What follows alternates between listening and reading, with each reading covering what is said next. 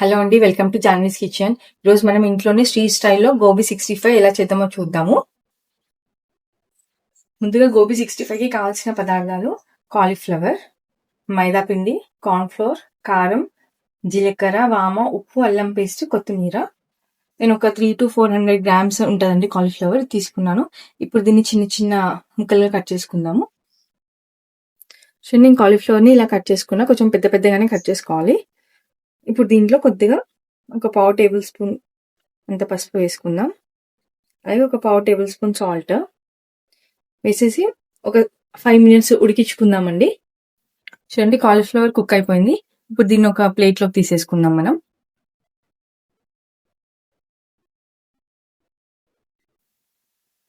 చూడండి, ఇలా సాఫ్ట్గా బాయిల్ చేసుకుంటే సరిపోతుంది. 5 minutesలో బాయిల్ అయిపోతాయి. ఇప్పుడు ఇది పక్కన పెట్టేసుకుందాము. ఇప్పుడు ఒక మిక్సింగ్ బౌల్ తీసుకుని దీంట్లో ఒక పావు కప్పు మైదా పిండి వేసుకుందాం. అలాగే ఒక 3 tablespoon కార్న్ఫ్లవర్,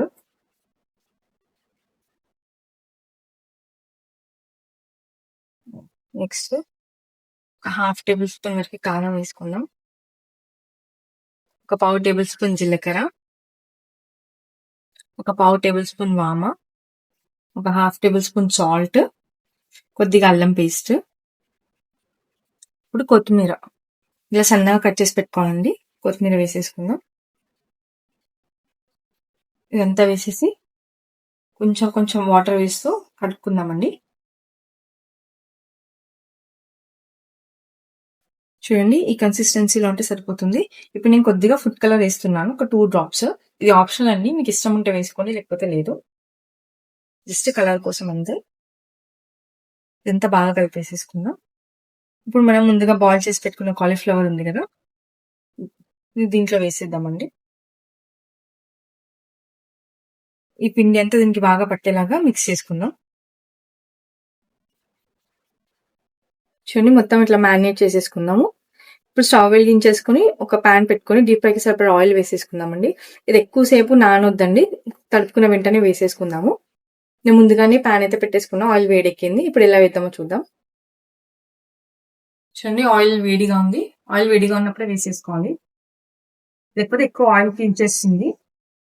కాబట్టి ఆయిల్ చాలా వేడిగా ఉన్నాను.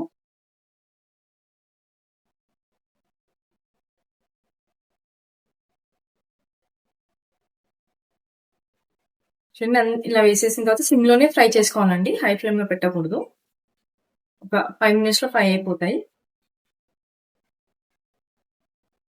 చూడండి, ఫ్రై అయిపోయాయి.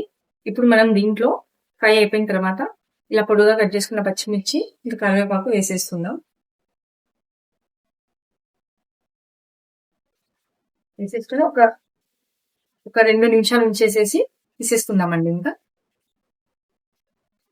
కుక్ అయిపోయాయి. ఇప్పుడు దీన్ని ఒక ప్లేట్లోకి తీసేసుకుందాం మనం. అంతే అండి, ఎంతో టేస్టీగా ఉండే స్ట్రీట్ స్టైల్ గోబీ 65 రెడీ అయిపోయింది. దీన్ని టమాటో కెచప్తో కనుక తింటే చాలా బాగుంటుంది. మీకు కనుక వీడియో నచ్చినట్లయితే మన వీడియోని లైక్ అండ్ షేర్ చేయండి. అలాగే మన ఛానల్ని సబ్స్క్రైబ్ చేసుకోండి. Thank you for watching.